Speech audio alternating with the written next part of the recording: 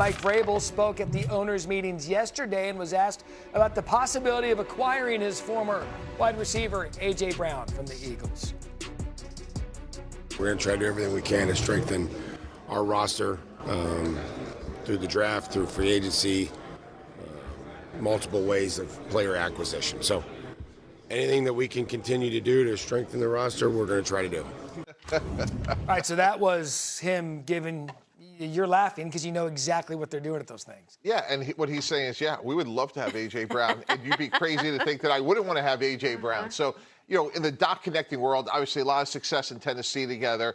Patriots had a great year. They need a receiver on the outside. They moved on from Stephon Diggs. So clearly this makes sense. Again, just to remind the audience, as Dan Graziano reported earlier in the week, there's a significant difference if they would trade A.J. Brown after June 1st. So we'll see what happens. But Mike Vrabel, like, you know, he can't come out and say the player's name for tampering purposes, right. But that's about, I mean, he's like, in that world, he's screaming from the rooftop. Like, yeah, of course. I can tell you since the combine, I had a GM say to me, I said, A.J. Brown, would you have any interest? And he's like, oh, Patriots are all in on that. I know the Patriots are going to be all in on A.J. Brown. That was back weeks ago. Everybody in the NFL, you okay there, Mike? Everybody in the NFL has sort of been looking at New England and A.J., that connection between Vrabel and A.J. Brown. Vrabel was asked about it at the combine. He was like, this is a guy that I'm close with, that I check in with. We check in on each other, not just when things are going bad, but when they're going good. And you already know that if they have a need, and there's a guy who may or may not be happy in his current city, why not try to make something work? And Nick, that begs the question. We had the story at the top of the show and the reporting done by McManus and Jeremy Fowler about Jalen Hurts and him not being coachable and the offense not being able to evolve because of him. And we know A.J. Brown's discontent right now. Does that coming out today and maybe connecting some dots change your mind on A.J. Brown's future, whether he remains in Philly or goes elsewhere, maybe like New England? Not necessarily. I mean, I think that AJ is getting close to that age where some GMs will be a little bit more reluctant to sign on for a long-term deal. So I don't think that, despite the fact that the Eagles seem to agree with some of the things about the offense that AJ was upset about, I still think that they might be open to trading him if they could get some quality back in return. But I think, to the Patriots' point, while they were in the Super Bowl, that offensive run during the playoffs was really bad. So they need some help on that side of the ball, clearly.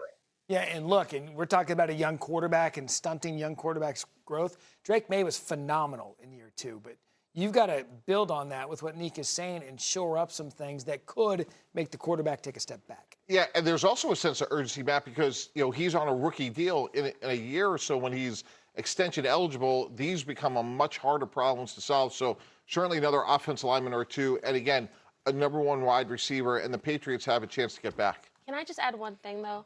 A lot of teams make the mistake of thinking they're further along in the process of being Super Bowl, like we are definite Super Bowl like contenders, and they overinflate, they overestimate their roster. So I don't know, are they an A.J. Brown away? I know they were in the Super Bowl, but the schedule also had something to do with it as well. So I just don't, a lot of teams right now have to decide, are we one key player away from being in that big game? That was 2 things. My bad. Trying to keep it going here. By the way, this just happened on social media moments ago from Julian Edelman. Let's get to work. He's coming back. He's going to the Patriots. I'm trying to sign him at BC, actually. See if yeah, because you're the new Boston College GM. Tony, be careful. There's going to be something out there today. That will be real? Someone's taking the bait on something. And it's going to be spectacular when we find out who that person is. And contrary to what I said earlier, that Get Up was 8-0. Back on Get Up, back to the NFL. Josh Allen and the Bills enter the first season with Joe Brady as head coach. Allen, known for his physical playing style, a topic of conversation brought up to Joe Brady yesterday. Even as his quarterback coach, like, I never wanted Josh to get hit, right? Like, my goal as the QB coach, as the OC, as now the head coach, is like, I want Josh Allen to play as long as Josh Allen physically can play. There's going to come a time in his career where he's going to have to, you know, his legs aren't going to be able to do what he, what he can do, and he's going to have to become a true pocket passer. We're not there yet, right? But so I have to be mindful of that when I'm calling plays. All All right, so Nick, we talk about the effectiveness of Josh Allen and what makes him great. Can he still be that guy with less runs? Yeah, I mean, he won't be the same guy. Like, that's such a huge part of his game. But, I mean, obviously he's shown that he can evolve and be a more effective quarterback from the pocket than he was when he first started. So, yeah, he can be good. But I think the most important thing they can do is to try to play better defense so that he feels as though he doesn't have to make every single play. Because I'm not as concerned about him running with the ball as much as I'm concerned about him buying time and taking extra hits.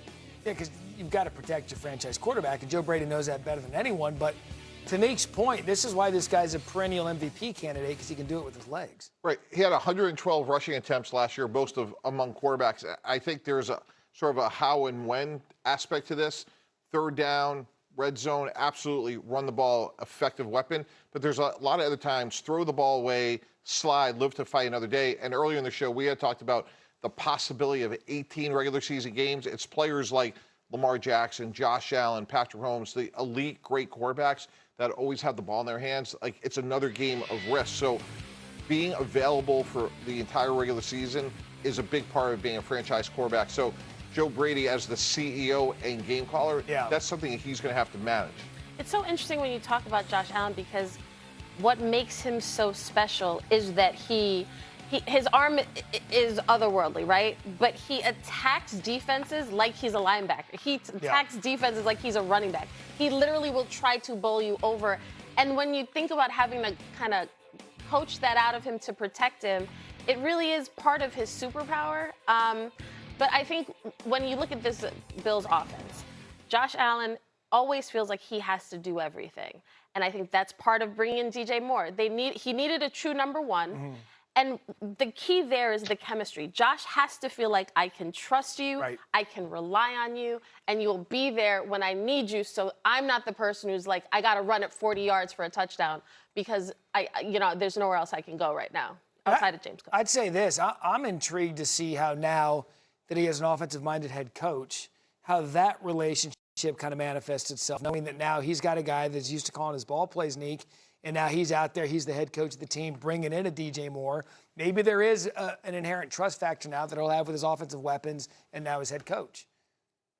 Yeah, I mean, to Joe Brady's credit, though, like, they did solidify the offensive line and put together a really good rushing attack, which I think is the best thing you can do. Like, it's the best friend of the quarterback to make his life easier and take a little pressure off him. I think, to Kimberly's point, adding DJ Moore, he's a really great run-after-the-catch receiver, so he can get rid of the ball quickly and somehow get explosive plays out of a short pass. But I still think the most important point, despite the fact that they have an offensive-minded head coach, is can you get a defense that can get a few stops and make it so you don't feel like you have to get an insurmountable lead or you're not trailing in the fourth quarter, and you can feel comfortable with punting the ball away because you know your defense is going to get it back to you.